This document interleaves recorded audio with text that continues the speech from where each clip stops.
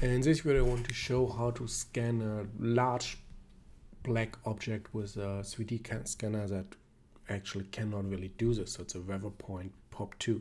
So on their standard package, they send out a bust, which is like a perfect object to scan. It's matte white and has enough contours for the feature tracking. But in reality, I never had an object that behaved like this. So here I try to scan a part from a motorhome. It's an Airstream motorhome, and it's a underbelly front fender. So, and it is made out of plastic. It was glossy black, and over the years it faded. It has cracks and it's broken, and I want to scan it because I want to create a better version out of aluminum.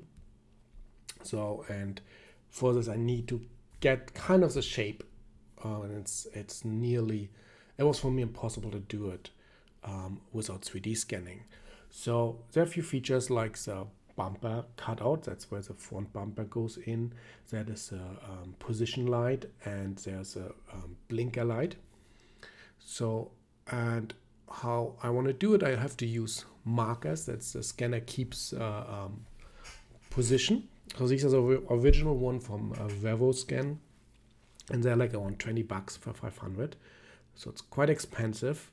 I created a cheaper version, and I put the link in the description. These ones are half the price compared to the Revoscan markers, and they work flawlessly with the scanner. So as you notice, they're a little bit larger than the Revopoint one, but it's only the white dot that counts. And yeah, I put the link in the description. If someone wants to order them, I have them. So after the markers, I'm gonna use a food spray. It's just white powder that I spray on because I don't have to clean this part anymore. It's cheap. You can buy it at CVS or any other drugstore or pharmacy. And yeah, I'm gonna speed this a little bit up because I have to put a lot of markers on it.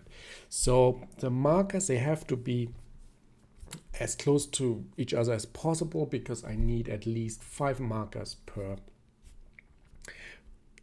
in every scanning window. So when I move to one position to another, there need to be 5 markers that I can move with me, that the scanner knows where it is. So it takes a while, and I put around 200. Now I'm going to spray already the spray, and it takes a while that you see the white powder. So my scanning setup is a lamp because I need more light. It's still a dark object. I use the game box when I with the tripod to scan the highest parts, and I rotate the object and not the scanner. I figured out that is a way better scanning experience. And it's a good thing with the Revopoint, they just use tools and the equipment accessories from a GoPro, so I can just use anything I have from my GoPro setup and put it on. Here I use a small clip to place the scanner on the low as possible to scan the underside, and then I can switch back later on to the original Revopoint tripod, which actually works quite good, so you can extend it. And with the game box, I can scan the upper side. So I make sure that I can rotate the object freely, and here we're starting to scan on the side, and we see we have always many markers in the picture. So the exposure settings on the depth camera and on the RGB camera are always on auto, and I use high resolution, and I use marker tracking. So the reason why I use even here high resolution is because I figured when I do low resolution, it does not detect the markers very well. So always high resolution. So you see on the top there are a few black areas, and that are the areas where I touched my part. So that is where there's no spray on it, and it's easy to see. Without spray, the scanner would not even be able to see the object. So that's why the spray is essential, and the markers are essential to have it. So our scan is done.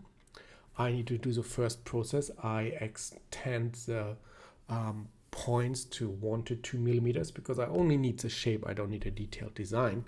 So, and now I have to cut out my the plate where it was on.